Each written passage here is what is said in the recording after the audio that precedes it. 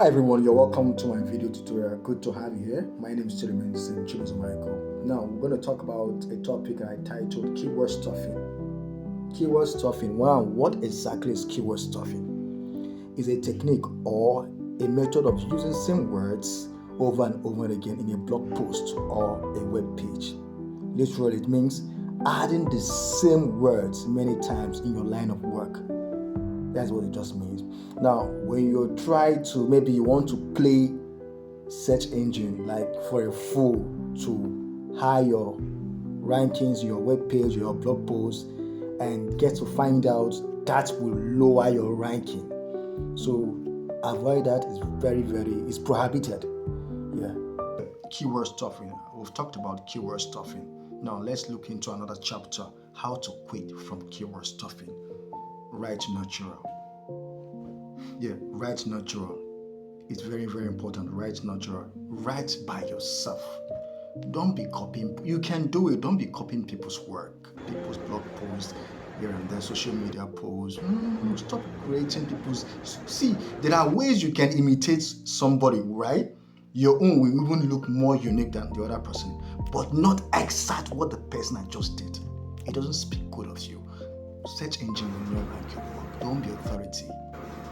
Your work will not pump up when somebody is searching something related to what you've written because it's not indexed, it's not ranked.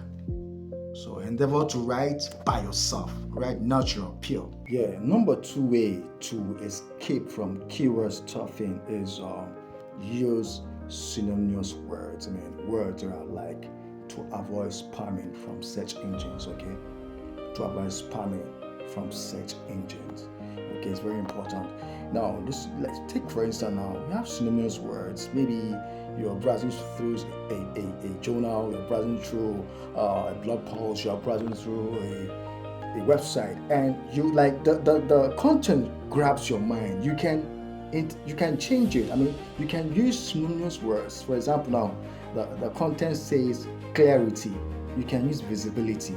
The content says good. You can use great.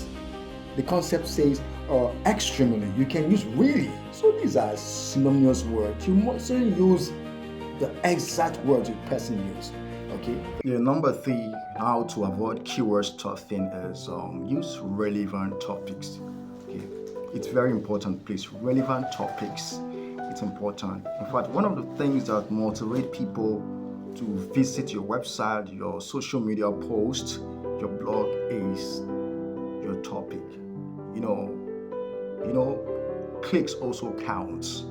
If you're a blogger, I think in extension to social media, that clicks also count for you. So it's not just writing.